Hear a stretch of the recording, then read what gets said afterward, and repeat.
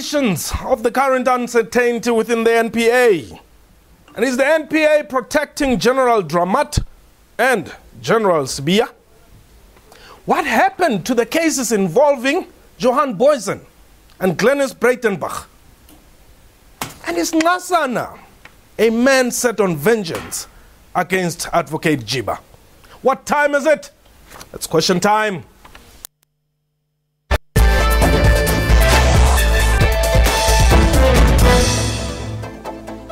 Hello and welcome to the show. My name is Mxolisi. This is question time. The security cluster in South Africa is definitely unstable. President Jacob Zuma decided to conduct an inquiry into the head of the NPA, Mxolisi Nxasana's fitness to hold office. Nxasana has been accused by some of trying to protect General Dramat and General Sibiya. This is because Nxasana has failed to hand over their docket to the Hawks. The Minister of Police, Nkosinathi Nhleko, on the other hand, suspended Hawks boss General Anwa Dramat. The minister also suspended IPID Chief Robert McBride. The head of crime intelligence, Richard Mduli, is also on suspension. Mondli Makhanya is my guest today. And a reminder that you can now express your views by calling us on 011-714-6481 or 42 or 43, 011-714-6481. Or rather 6841 or 42 or 43. Mondli Makhanya, welcome to Question Time. Over the weekend, you wrote quite a piece in the City Press, and a lot of people were saying, they were referring to it as the green and red line picture. And by the way, I must make it known to our viewers there that we had invited the NPA to participate, but they vehemently denied to participate. So, Mondli Makhanya, tell us about your article quickly. Well, the article was pointing out the crisis that exists in the criminal justice system right now, which is in utter chaos. You have the people at the very top fighting each other instead of actually fighting South Africa's #1 problem, crime. I think we'll all agree that other than energy, crime is basically the first, is the biggest problem facing this nation.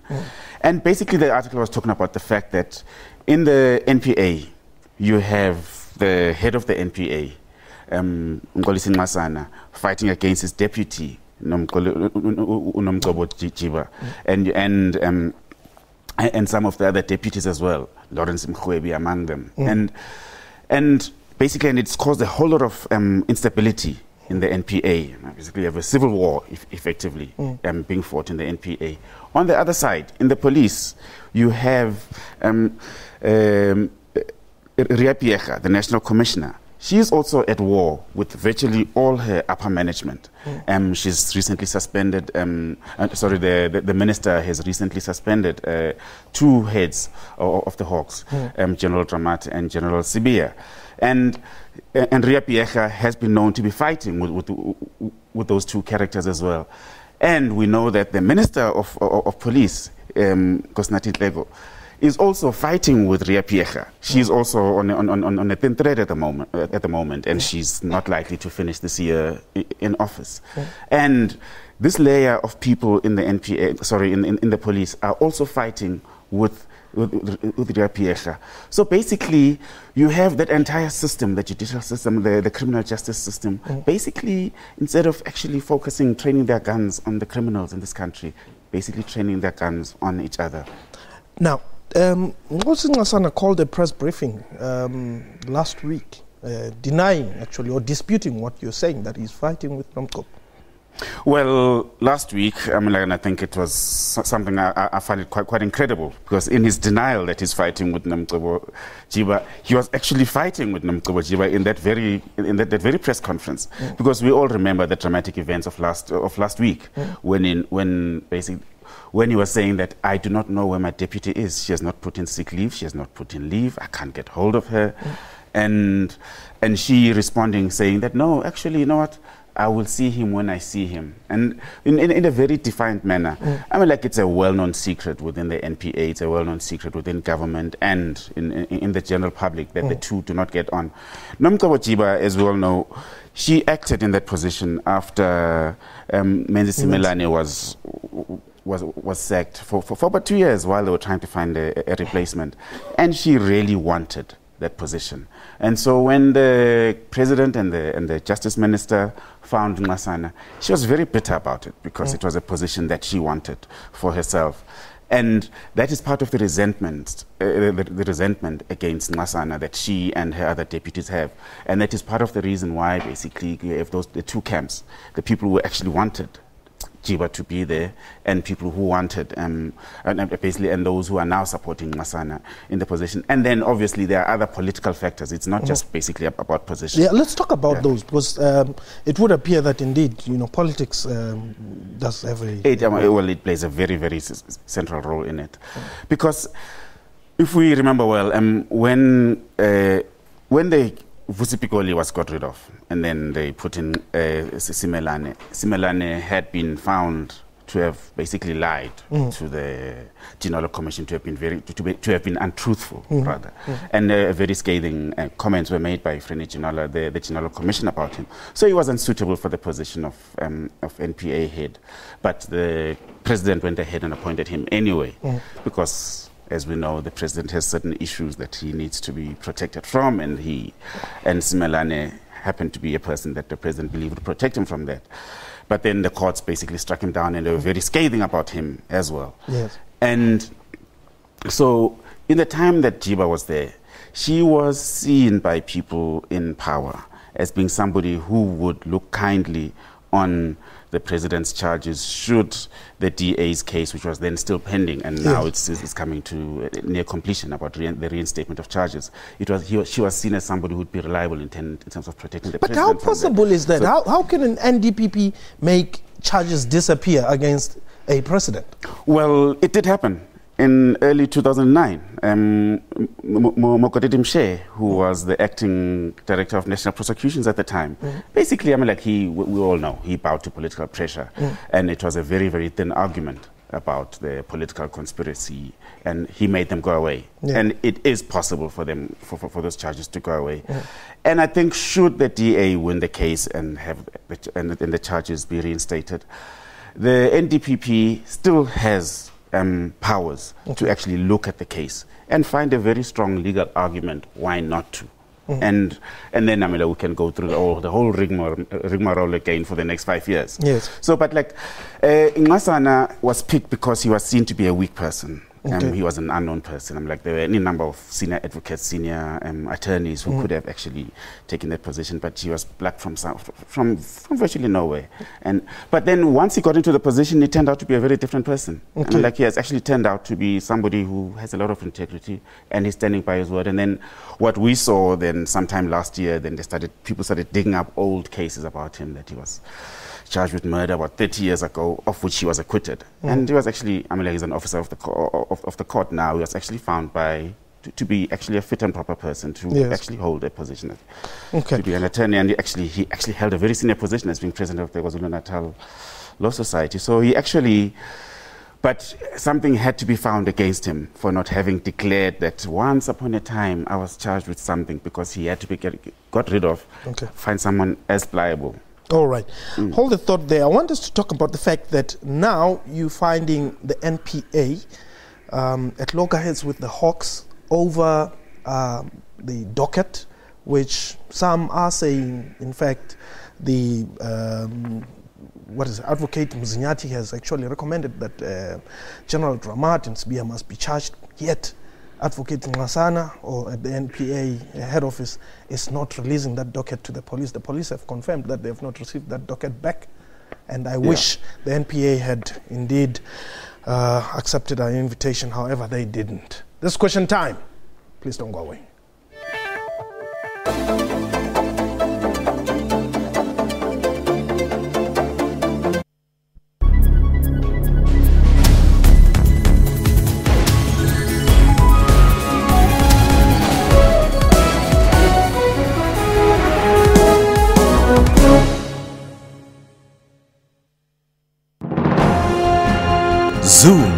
to Africa. This is Ghana. The president is Mr. John Dramani Mahama. Ghana got independent from the United Kingdom on 6 March in 1957. The population is more than 25 million people. One of Ghana's major languages spoken is English. Monetary unit is CD.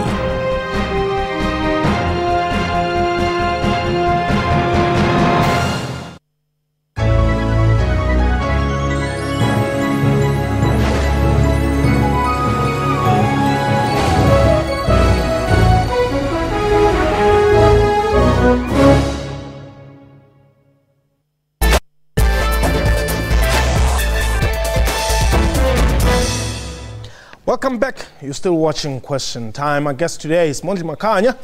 And just a reminder that you can express your views by calling us on 011-714-6841 or 6842 or 43. 011-714-6841, 42 or 43. Now, Mondli, like I was saying, we had invited the NPA. However, Mr. Velekaya Mgobozi refused to participate. Now, in what was also reported over the weekend by your weekend newspapers, where the head of the Hawks, Major General Nhleko, said while writing to Advocate Nxasana that while we respect the processes of the NPA, it is unclear to us why was the docket handed to the NDPP in this matter, as prosecutorial decisions are made by the DPP.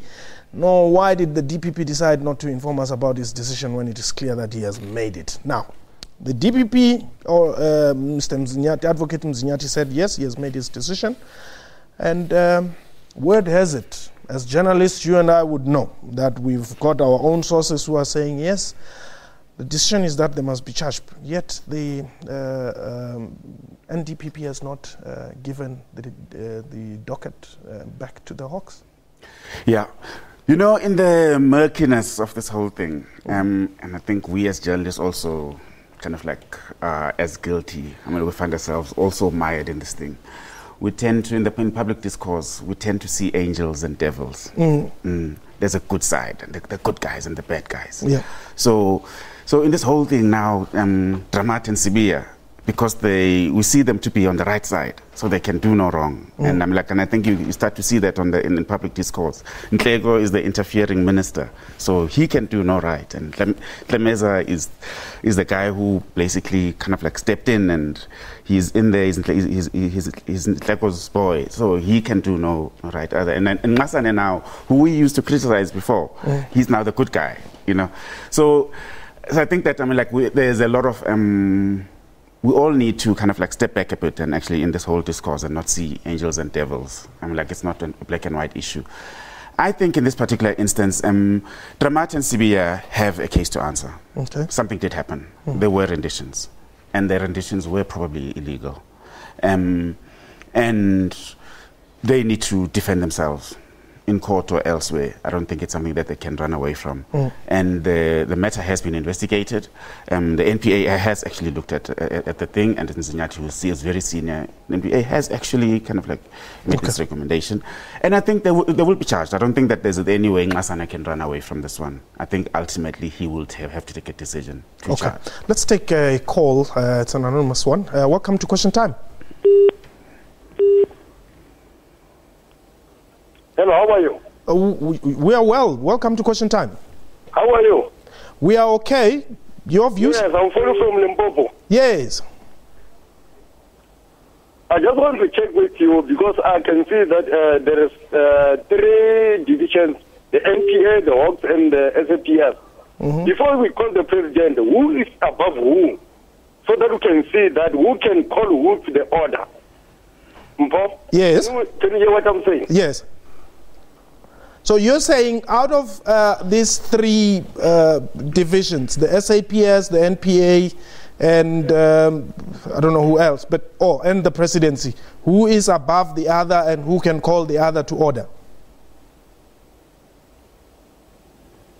Okay, I think we've lost that call, but let me just invite you to give us a call on 011-714-6841 or 6842 or 6843. Those are our lines. Now, Mondli, perhaps we may just be interested to look into that question.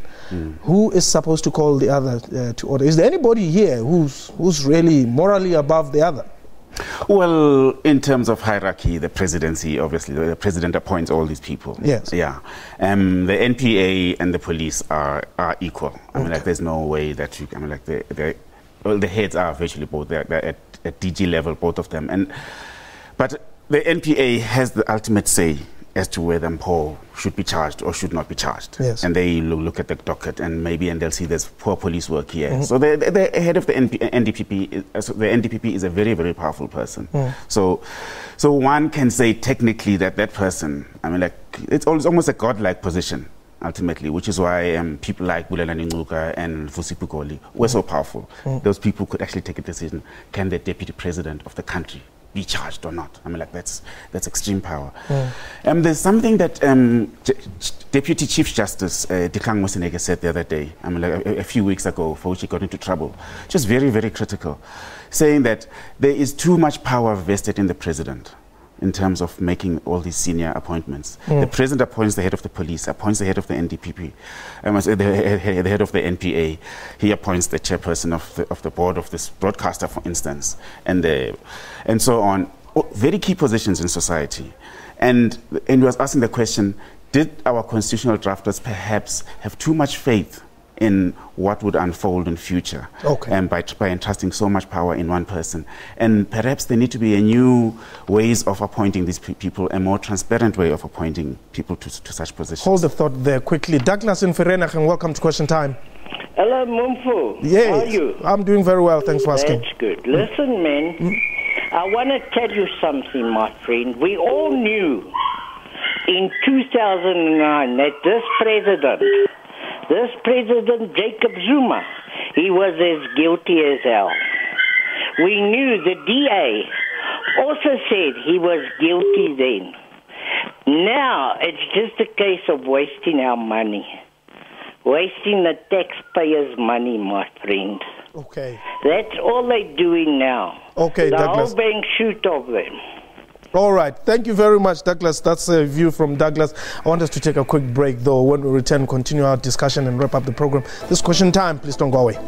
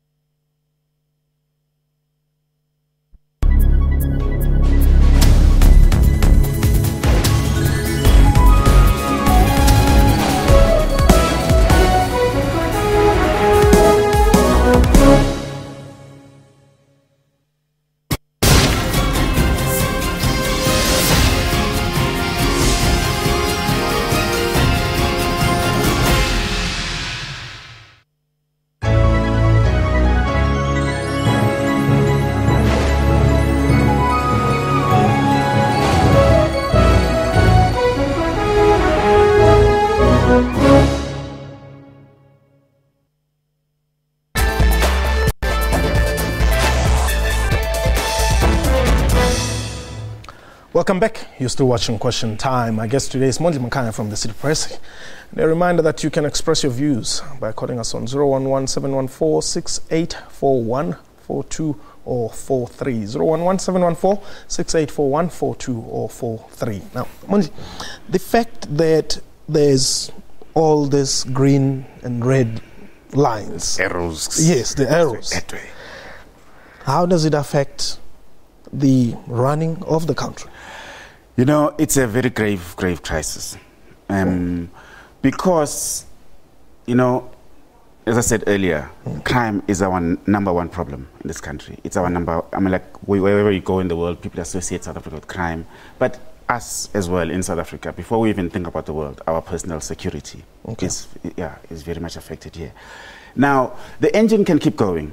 But at some point, if the driver is not sober, and the driver is kind of like is driving this way, and if the driver and the co-passenger are fighting with each other, the car is going to crash. Hold the thought there. Vuyani in Harding, welcome to Question Time. Vuyani? Okay, we seem to have lost Vuyani there. 011714684142 or 43 are the numbers to dial if you want to participate in the program. Now, Mondli, who is the driver here? Are you talking about the individual heads of this unit, or are you pointing the finger at the highest office? Well, I'm talking about the heads of these particular organizations, not just the heads, but the top tier, the management structure of these organizations, as well as the minister in charge of these organizations, as well as the person at the very top. I think that the president should be extremely concerned about what's happening in the criminal justice system. But how else was the minister supposed to deal with this?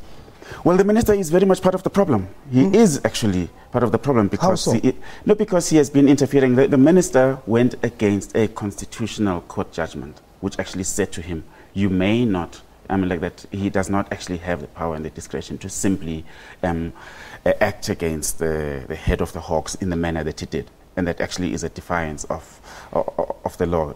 He's actually in defiance of the law, and he's fulfilling a task, an objective that has got nothing to do with the renditions. The rendition matter is just it's a smoke screen. Those people had to be gotten rid of for other reasons. We'll get to that. Harry in Tongat, welcome to Question Time. Hello, good afternoon. Good evening, sir. Good evening, Harry. Good afternoon, sir. Sir, what I want to say is all this, this prosecution authority and all the head of every department, right, is appointed by Jacob Zuma to protect him, right, from corruption. Because, like Dramat and other guy from Hawks, they got suspended. The reason why they got suspended, not because they sent 3 Zimbabweans to their deaths in Zimbabwe, but because Dramat asked for the Nkandla documents. That is the reason why. That is the reason why they were suspended. Okay. Right. All right. Do you share the same view? You were also saying that is just a smoke screen. Harry says it's because he asked for the Nkandla docket. Yes, so look, we do know, it is known that the Hawks were looking into Nkandla as a possible criminal case. And they were also looking, basically, and they were also looking into the charges that that the DA has now basically has been pursuing. So Dramat was not playing ball. He is he's an old MK person. He's a long-term ANC person, and he was supposed to be a dependable guy in that position, but he was not going to be that guy. So he had to be moved aside in order to be But also another figure in this whole thing that we actually need to look at very deeply is this mysterious person called Richard Mduli. Hold the thought on Richard Mduli. Yeah. Simon is in Mpumalanga. Welcome. Mpo. Yes, Prasai. How are you, my brother? I'm doing very well. Thanks for asking. I'm good. Mpo, we are tired of this guy, seriously, Mpo. They're wasting our money, seriously. Which one? No. These guys are but this thing that they're doing, seriously, they're wasting our money. They're doing this in our expense of our money, seriously. What should happen? Of them, seriously. What should happen? I hope Julius is keeping attention of these things, seriously. I hope EFF can take over this government. Seriously, we're tired of these guys, really. Okay. Really, we are tired of them. We are really tired of them. Okay, Simon. Simon is really tired of this. Simon is not happy. Yeah. You're saying the mysterious man, Richard Mduli. Yeah. Why is Richard Mduli so important? In everything. It's just almost everything. So-and-so gets suspended. It's because of Mduli. This and that, because of Mduli. What is it with him? Richard Mduli wields a lot of power, and it's not a known power. Because there are two reasons. Mduli knows a lot, and knowledge is power. Okay. Knows a lot about people's pasts before 1990, and he knows a lot about what people have done post 1994. Yeah. And also, he was the guy, remember, who was behind finding those spy tapes that and enabling Hali, the president's lawyer, to get his hands on the spy tape. So basically, he's been a very useful person for the man in charge of this country. So you will find Mduli's hands everywhere. In any spider web in this country, Mduli is there. Mondli Makhanya, thank you very much for the time. Thank you. We'll have some more time to talk about this as the matter unfolds. That was question time for today. A big thank you to our guests and to you for watching the show. We welcome your feedback via email, questiontime@sabc.co.za, or our Twitter handle is @questiontime24. From me and the rest of the crew, have yourself a wonderful time. Goodbye.